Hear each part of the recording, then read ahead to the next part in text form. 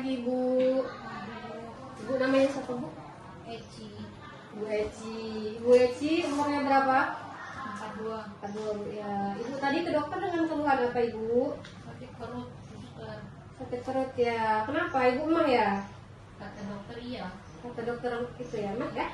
Udah berapa lama Ibu sakitnya Bu? Setahunan ini kayaknya suster. Tahun ini sudah lama juga Bu ya. Ibu izin Bu ya, kita minta waktunya Ibu mungkin sekitar 5 menit atau 10 menit. Kita izin mau kasih edukasi mengenai obat herbal ya Bu. Ibu selama ini pernah nggak minum obat herbal? Pernah sih waktu itu.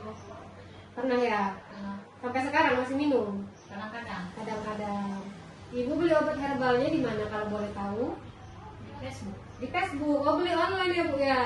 Iya suster. Oke gitu Bu. Jadi obat herbal itu sebenarnya bagus ya Bu ya. Pada dasarnya obat herbal itu kan dari bahan alami, dari bahan-bahan tumbuh-tumbuhan nih kayak misal kunyit, jahe, lengkuas ya. Nah tapi karena sudah modern Bu, sekarang obat herbal itu sudah dikemas oleh pabrik kayak dalam bentuk kapsul, serbuk atau teh ya Bu. Nah tapi yang bahayanya obat herbal itu sekarang ada juga yang ilegal Bu. Nah, gimana sih kita biar tahu obat herbal itu seperti apa ciri-cirinya? Nah yang pertama Bu ya, kalau obat yang ilegal itu biasanya tidak punya BPOM. Jadi di kemasannya tidak tertulis nomor BPOM-nya berapa ya. Nah yang kemudian biasanya tidak mencantumkan komposisi. Maksudnya di kemasan itu tidak ditulis Bu, isi obat itu apa aja. Obat alaminya apa, obat kimianya apa, tidak tertulis. Jadi kita tidak tahu obat ini berbahaya atau tidak, kandungannya. Nah kemudian biasanya diklaim bisa menyembuhkan berbagai penyakit. Nah biasanya klaimnya itu berlebihan Bu. Misalnya nih Bu ya, bisa menyembuhkan hipertensi dalam waktu 1 tahun, atau misalnya bisa menyembuhkan asam urat dalam 3 kali pemakaian. Nah itu sudah termasuk salah satu ciri-ciri obat yang ilegal. Nah kemudian dijual secara daring. Nah secara daring itu maksudnya dijual online. Kalau kayak beli di Facebook ya Bu ya, kita kan tidak tahu itu sumbernya dari mana. Kita perlu hati-hati, takutnya yang dijual tadi juga obat ilegal. Nah gimana sih ciri-cirinya yang kemudian lagi yang bisa kita lihat? Nah kemudian biasanya tidak dicantumkan itu Bu, PT-nya, produsennya kan dari pabrik mana, biasanya tidak dicantumkan ya. Nah kemudian warna, rasa dan bentuk obat yang mencurigakan. Misalnya nih Bu, obatnya itu warnanya terlalu mencolok ya. Misalnya kapsulnya warna orange, warna hijau, tapi terang sekali. Nah takutnya itu kandungannya itu ada pewarna tekstil ya Bu, yang tidak bisa dikonsumsi oleh manusia. Ya, yang kemudian biasanya dikemas secara tidak profesional. Maksudnya ini kemasannya itu tidak bagus Bu. Misalnya cuma dalam bentuk plastik biasa, atau botol-botol bening itu Ibu ya, yang tidak ada mereknya, tidak ada labelnya, itu biasanya obat ilegal juga.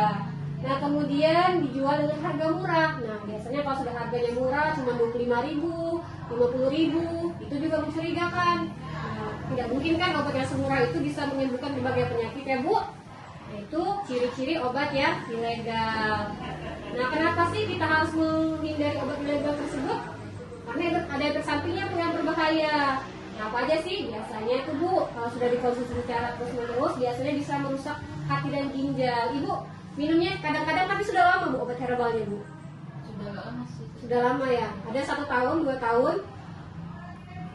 Belum nyampe sih. Belum nyampe Bu ya? Nah, takutnya kalau sudah dikonsumsi secara sering bisa merusak hati dan ginjal Bu, karena kandungan yang berbahaya tadi ya.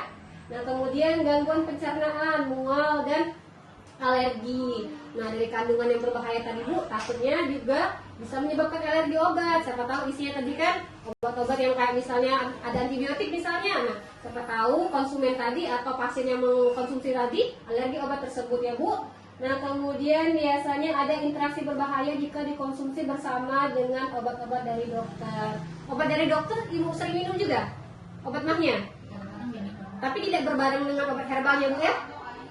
Ya tidak ya, bagus, karena takutnya Bu ya misalnya dikonsumsi berbarengan dengan obat medis, takutnya obat tadi malah membahayakan ya, karena berinteraksi dengan obat dari dokter ya. Kemudian resiko ketergantungan. Nah apalagi sudah dikonsumsinya sering Bu, takutnya pasien itu jadi candu ingin mengkonsumsi obat tersebut terus menerus ya.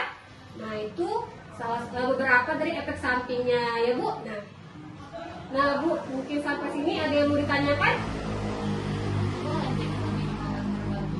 Boleh diminum Bu, tapi kita harus perhatikan Bu, obat tadi kita perhatikan, kita cek dulu Bu ya, BPOM-nya ada atau tidak, ada PT-nya atau tidak, kemasannya seperti apa. Jadi kita harus pastikan dulu obat tadi ilegal atau legal. Nah kemudian jika perlu Bu, Ibu bisa konsultasikan ke tenaga kesehatan seperti dokter ya Bu. Obat herbal itu sebenarnya boleh, tapi dengan harus kita teliti dan kemudian dengan pengawasan ya Bu ya. Sampai sini ada yang mau tanyakan lagi? Tidak ada Bu ya.